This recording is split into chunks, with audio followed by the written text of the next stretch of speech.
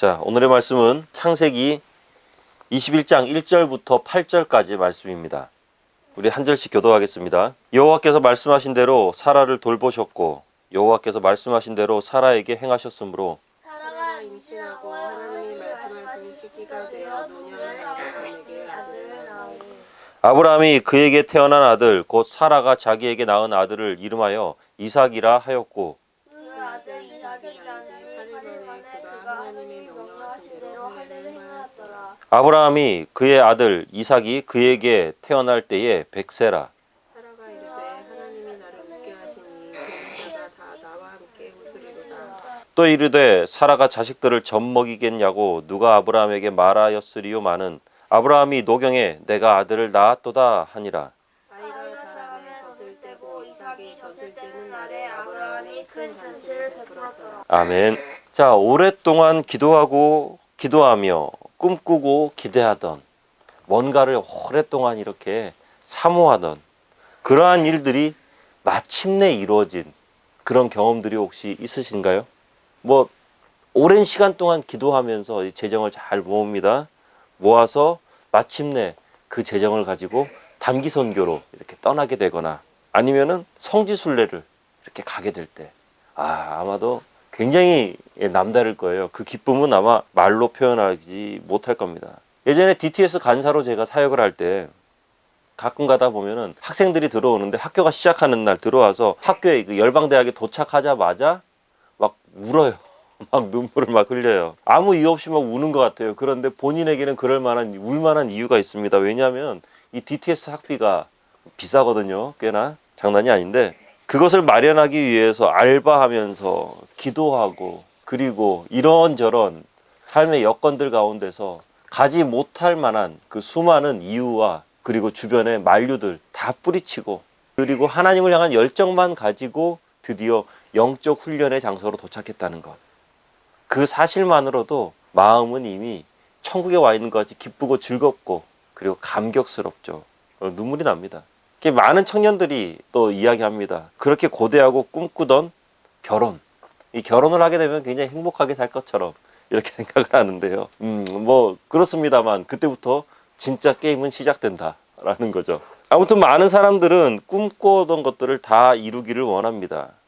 그리고 그것이 현실에서 실제로 일어나게 되었을 때는 그 기쁨은 말로 표현할 수 없을 정도로 그 안에서부터의 기쁨이 차고 넘치는 것이죠. 오늘 본문 말씀은요. 100살이나 된 늙은 노인이 꿈을 이룬 날입니다. 꿈이 성취된 날이에요. 그토록 기다리던 이삭 얼마나 좋았겠습니까? 하나님의 약속의 아들인 것입니다. 하나님의 말씀을 듣고 이사 오면서 이민생활 시작하면서 무려 25년을 기다려서 얻은 아들. 25년. 얼마나 좋겠어요. 아마 너무 기뻐서 울었을 것 같아요. 사랑하는 성도 여러분, 이처럼 하나님의 약속은 반드시 하나님의 말씀대로 이루어짐을 믿으시기 바랍니다. 왜? 몇 년, 몇 주, 몇 날이 걸리더라도 하나님의 약속을 지키세요. 맞아. 반드시 하나님의 약속은 이루어진다는 것이죠. 우리 1절 말씀 함께 읽어보겠습니다. 여호와께서 말씀하신 대로 사라를 돌보셨고 여호와께서 말씀하신 대로 사라에게 행하셨으므로. 아멘. 이 말씀을 보면은 1절 말씀 보면은 하나님께서 말씀하신 대로 사라를 돌보셨고 말씀하신 대로 사라에게 행하셨다. 하나님이 말씀하신 대로 우리에게 이루어지는 것입니다. 하나님의 말씀은 공수표가 없어요. 우리가 하는 말들은 말하면서 그냥 공중으로 흩어져 버릴 수도 있죠. 사라져 버리기도 하지만 천지를 말씀으로 창조하신 그분의 능력은요. 우리 삶에서 모든 말씀이 현실이 되게끔 만들어 주십니다. 하나님의 말씀은 현실이죠. 하나님의 말씀은 축복이에요. 그러니까 믿어야 돼요. 절대 놓쳐서는 안 됩니다. 자, 이사야 55장 11절 말씀이에요. 내 입에서 나가는 말도 이와 같이 헛되이 내게로 돌아오지 아니하고 나의 기뻐하는 뜻을 이루며 내가 보낸 일에 형통함이니라. 하나님의 말씀은요 다 현실이 됩니다. 특별히 믿음으로 그 말씀을 꽉 붙잡는 우리에게는요 그 말씀이 현실이 되는 것을 확인할 수 있는 그리고 그것들을 우리가 깨달아 알 수 있는 그런 기회가 우리에게 주어진다는 것이죠.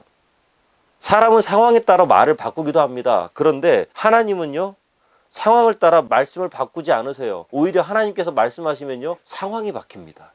우리 주변이 바뀌어버리는 것이죠. 그리고 하나님의 말씀은요, 하나님의 때에 이루어집니다. 우리 2절 말씀을 읽을게요. 사라가 임신하고 하나님이 말씀하신 시기가 되어 노년의 아브라함에게 아들을 낳으니, 여기 보면 하나님이 말씀하신 시기가 되어 노년의 아브라함에게 아들이 태어났다. 하나님이 무엇을 이루시느냐도 굉장히 중요하죠. 그런데 그것만큼, 아니면 어떻게 보면 그것보다도 더 중요한 게 뭐냐면 언제 이루시느냐. 인생은 타이밍이다 라는 그런 말이 있습니다. 굉장히 중요한 얘기죠.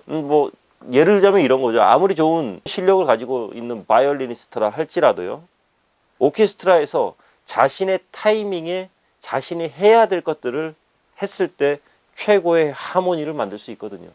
내가 아무리 잘한다 그래서, 내가 아무리 이것들을 잘 안다 그래서 내가 원하는 대로 하면은 불협화음이 날 수밖에 없습니다. 하나님은 시간의 주인이시고 역사의 주관자이시죠. 그렇기 때문에 우리 인생의 타이밍을 기가 막히게 알고 계십니다. 다 알고 계세요. 그래서 조절해 주시는 거죠. 불신자들은 세상 만사 다 뭐라고 합니까? 팔자소관이다 라고 이렇게 이야기합니다. 하지만 모든 인생 가운데 일어난 일은 우연도 아니고 재수도 아니고 팔자도 아니에요. 바로 하나님의 계획과 섭리 가운데 그것들이 이루어지고 있는 것이죠. 그리고 사라가 임신해서 말씀하신 시기에 아들을 낳았다. 이것은요, 바로 또 한 가지 기다림의 신앙에 관해서 우리에게 말씀해 주십니다. 기다리다 보면은요, 사람이 다 자신도 모르게 겸손해집니다. 처음에는 마음대로 되지 않는 것 때문에 성질 부리고 화를 내다가도 조금 더 기다리고 조금 더 기다리다, 그렇게 하다 보면은 어느 틈에 힘이 쪽 빠지죠. 화를 낼 힘도 없어요. 그렇게 하면서 겸손해지죠. 이렇게 기다리고 기다리다 보면은, 그렇게 하다가 겸손해지다 보면은 내 인생의 주인이 내가 아니라 하나님이라는 사실을 알게 됩니다. 기다리다 보면요. 그렇기 때문에 하나님이 우리를 기다리도록 만들고 계신다면 그것은 어떻게 보면은 우리가 조금 더 겸손해지기를 하나님께서 원하시는 사인은 아닌지 한번 돌이켜 볼 필요도 있어요. 노년의 아브라함에게 아들이 태어났다는 것이 바로 그거거든요. 청년의 아브라함에게 아들이 태어났다. 중년의 아브라함에게 아들이 태어났다. 청년과 중년에는 아브라함은요, 스스로 뭔가 할 수 있는 능력이 있습니다. 힘이 있습니다. 하지만 노년의 아브라함, 인간적인 희망이 사라지고 인간적인 불가능이 모든 상황을 덮어버리는, 그래서 희망이 아니라 인간적 절망이 시작되는, 내 능력이 다 바닥나고 더 이상 소망이 없어지는, 그런데 이때 하나님이 일하신다는 거죠. 그리고 아들을 주십니다. 우리가 가지고 있는 마음의 소원이 빨리 이루어지지 않는 것에 대해서 조급해하지 마시고요. 지금 하나님께서 나의 어떤 점을 다루고 계신지 한번 묵상해 볼 필요도 있습니다.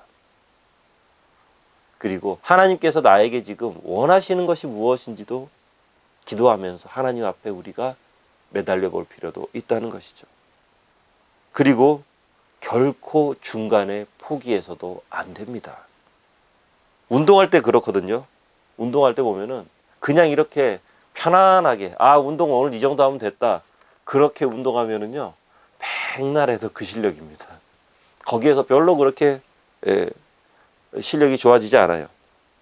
그런데 죽을 것 같고요, 눈앞이 아른아른거리고요, 입에서 단내가 나고 도저히 한 발짝을 또 뛸 수 없다고 느껴지는 그 순간, 내가 한 발자국 더 뛰고 스윙 한 번 더 하고 그리고 무거운 바벨을 한 번 더 들어 올릴 때 비로소 내 근육에 힘이 생기기 시작하는 것이고요, 실력이 늘기 시작하고요, 그리고 그 모든 실력을 뒷받침할 만한 필요한 근육이 우리에게서 만들어지는 시기가 바로 그때거든요. 영적인 것도 마찬가지인 것 같습니다. 기다리고 기다리다 결국 포기하고 다 내려놓고 싶어지는 그때가 하나님의 은혜가 시작되고 하나님의 역사가 시작되는 것인데, 그때 막 보면 사람들이 내려놔 버려요. 포기해 버린다는 것이죠. 도저히 못하겠다고요. 그런데 그때가 바로 약속의 성취가 코앞에 다가온 시점이라는 거죠. 너무나도 많은 크리스천들이 이때를 견디지 못하고 포기해버리니까 자신의 삶에서는 하나님의 역사가 없다고 말하기도 하는데요, 그렇지 않습니다. 하나님을 끝까지 믿고 하나님을 의지한다면 하나님의 역사를 우리는 볼 수가 있죠. 언제요? 하나님의 때예요. 하나님의 말씀하신 것을 우리는 확인할 수 있게 되는 것입니다. 그리고 주변 사람들의 말에 너무 그렇게 귀 기울일 필요도 없습니다. 7절 말씀 함께 읽어봅니다. 또 이르되 사라가 자식들을 젖먹이겠다고 누가 아브라함에게 말하였으리요마는 아브라함의 노경에 내가 아들을 낳았도다 하니라. 다시 말해서 이거죠. 주변 사람들은 전부 다 저 90먹은 할머니가 애 젖물릴 일 없을 거다 라고 이렇게 이야기했을 거죠. 그럴 수밖에 없죠. 모든 인간적인 가능성은 끝났으니까요. 부정적인 말을 얼마나 들었겠습니까? 하지만 하나님의 말씀은, 하나님의 은혜는 그 모든 부정적인 말들을 다 부정해버립니다. 아니라는 거예요. 그렇기 때문에 하나님의 사람은 하나님의 말을 들어야지 사람의 말에 귀 기울일 필요가 없다는 것이죠. 사탄은요, 항상 사람의 입을 통해서 우리에게 부정적인 메시지를 심어놓습니다. 사탄은 항상 주변의 입술들을 통해서 우리에게 하나님에 대한 불신과 두려움과 불안을 심어놓습니다. 이게 참 그래요. 인터넷에 달린 자신에 대한 악플을 보다가 도저히 견디지 못하고 스스로 생을 마감하는 그런 젊은 연예인들 있죠. 왜 그런 저주를 묵상합니까? 할 필요 없어요. 무책임하고 근거 없이 떠버리는 그 말들, 새벽부터 일어나서 막 그 말들을 큐티합니다. 우리도 좀 비슷해요. 주변에서 나에 대한 부정적인 메시지를 이야기하고 나에 대해서 안 좋은 점을 이야기하면은 예수 그리스도의 이름으로 끊어버리면 됩니다. 그리고 내가 정말로 그렇게 안 좋은 사람이라면은요, 하나님께서 나에게 말씀해 주실 거예요. 그럼 내가 스스로 그 하나님 앞에서 겸손하게 고쳐나가면 돼요. 그런데 그 부정적인 메시지를 묵상할 필요가 없는데 묵상하는 것이죠. 그래서 묵상하면서 어떻게 합니까? 그 부정적인 메시지를 내 것으로 만들어버려요. 그래서 그 부정적인 메시지를 또 삶에 적용시킵니다. 이게 큰일이에요. 절대 그럴 필요 없어요. 하나님의 말씀은 우리에게 비전을 주고 희망을 주고 나아갈 힘과 용기를 주는데 사람의 말들은요, 거의 대부분 절망을 줍니다. 사람의 말을 듣는다는 것은, 그들의 말에 귀를 기울인다는 것은 그 말에 힘을 실어주는 것과 마찬가지거든요. 우리가 하나님의 말씀에 귀를 기울인다는 것은 하나님의 말씀에 힘을 실어드리는 거죠. 부디 하나님의 말씀에 힘을 실어드리시기 바랍니다. 그렇게 했을 때 주변의 말에 귀를 기울이지 않고 하나님의 말씀에 더욱더 귀를 기울이게 될 때 그 말씀이 우리에게 주는 진짜 힘과 능력을 우리는 깨달아 알 수 있게 될 거예요. 자, 이삭이라는 이름은 기쁨, 웃음, 즐거움이라는 뜻을 가지고 있습니다. 6절 말씀 우리 함께 한번 읽어봐요. 사라가 이르되 하나님이 나를 웃게 하시니 듣는 자가 다 나와 함께 웃으리로다. 아멘. 하나님의 약속이 우리 삶 가운데 성취가 되잖아요. 그러면 당연하게 따라오는 옵션이 뭐냐면 기쁨입니다. 웃음이에요. 이 사라가 누굽니까? 잘 나가는 재벌 남편을 둔 사라입니다. 근처에 그 누구도 감히 넘볼 수 없는 최고의 군사력을 가지고 헤브론 일대를 호령하는 최고의 힘과 권력을 가지고 있는 아브라함. 근데 그 아브라함을 한 손에 쥐고 좌지우지할 수 있는 진정한 안방마님이죠. 거기에다가 또 뭐예요? 90살이나 먹었는데 다른 나라에 가니까 그 나라 왕이 그 사라를 내 아내로 삼겠다. 세상에 90살 먹은 할머니를 내 아내로 삼겠다. 데리고 가버리는. 그런 거 보면은 몸매 관리도 좀 잘했을 것 같아요. 아마 탱탱한 피부도 이렇게 잘 유지했을 것 같고. 뭐 재벌 아내니까 얼마나 좋은 것들 많이 발랐겠어요. 그리고 뭐 헤어스타일도 당시 최고 유행한 헤어스타일로 잘 유지했겠죠. 하지만 남들이 봤을 때는 뭐 하나 부족한 것이 없어 보이는 사라였지만 그 안에 남모를 고민이 있었죠. 임신이 안 돼요. 그런데 여종 하갈은 어떻습니까? 금세 아이가 들어서고 자신을 업신여깁니다. 남편에게 일러 바쳤다가 그 여종을 쫓아냅니다. 하나님의 중재로 돌아오긴 했지만 그 여종의 아들이 10여 년 동안 온 집안의 사랑을 독차지하면서 남편의 후계자로 자라고 있는 그 모습을 바라보면서 사라의 마음이 어땠겠어요? 얼마나 힘들었겠어요? 하지만 그 모든 상처와 고통은요, 하나님의 약속이 성취되는 바로 그 순간, 이삭이 태어나는 순간 싹 사라져버립니다. 우리의 인생에도 이런 약속의 성취가 반드시 일어나게 될 것입니다. 이성 친구 때문에 상처가 많은 그런 어떤 한 형제가 있었는데요. 장가드니까 상처가 싹 치유가 돼요. 모든 것이 싹 치유가 되죠. 직장 때문에 고민하고 근심하던 청년은요, 취업하고 나면 모든 고민이 사라집니다. 교회 때문에 상처 입었던 목사님은요, 교회가 부흥되니까 모든 상처가 싹 사라져 버리더라고요. 하지만 이러한 것들이 내 욕심을 채우기 위한 것이었다면 거기에서 또 다른 어려움이 반드시 시작돼요.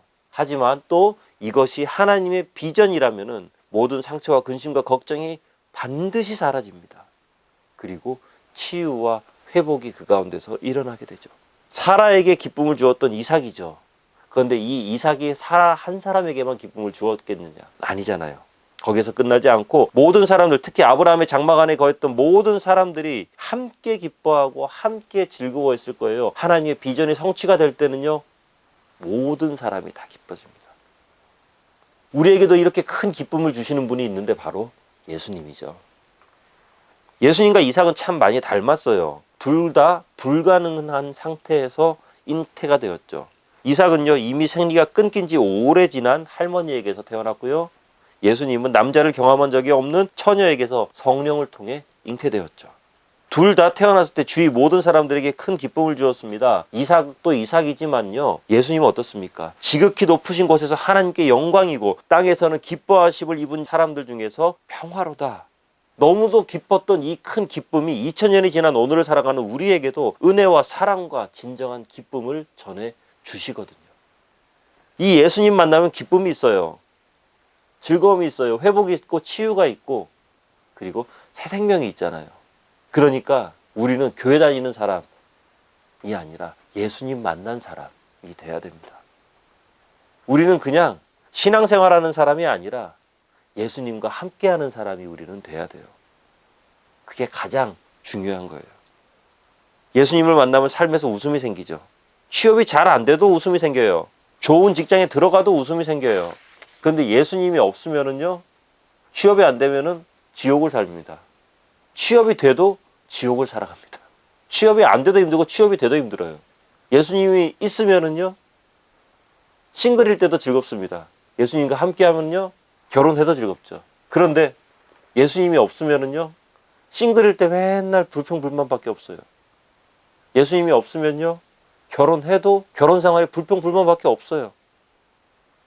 예수님을 만난 사람은요, 그리고 그렇게 해서 언제나 삶 가운데 예수님과 함께 동행하면서 기쁨과 즐거움이 많은 사람은 이삭과도 같이 주변에 기쁨을 주죠. 모든 주변 사람들을 다 즐겁게 합니다. 예수님처럼 주변 사람들에게 다 기쁨을 전해주게 됩니다. 활력을 주게 돼요. 고린도후서 2장 15절 말씀인데요. 우리는 구원받은 자들에게나 망하는 자들에게나 하나님 앞에서 그리스도의 향기다라는 거죠. 우리 모두 어딜 가든지 우리 주님의 샤넬 넘버 5가 되기를 축복합니다. 어딜 가든지. 어디에 서든지 조말론이나 딥디크처럼요. 모든 사람들에게 기분 좋은 향기를 전하는 그런 사람들이 다 되시기를 주님의 이름으로 축원합니다. 우울하고 뭐 기쁜 뉴스도 잘 없고요.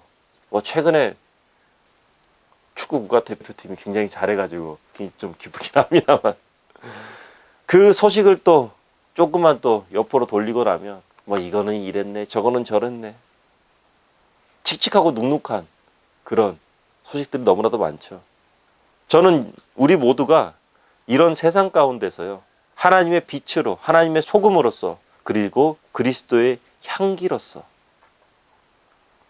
향기, 예수님의 향수, 어디 가든지 활력을 전하고 생기를 전하고 사랑을 전하고 기쁨을 전하는 우리 모두가 되기를 축복합니다. 말씀을 맺으면서요, 우리는 살아가면서 많은 바람을 가지고 그것을 이루기 위해서 노력하며 살아가고 있습니다. 그런데 그게 생각보다 잘 안 되는 경우가 종종 있죠.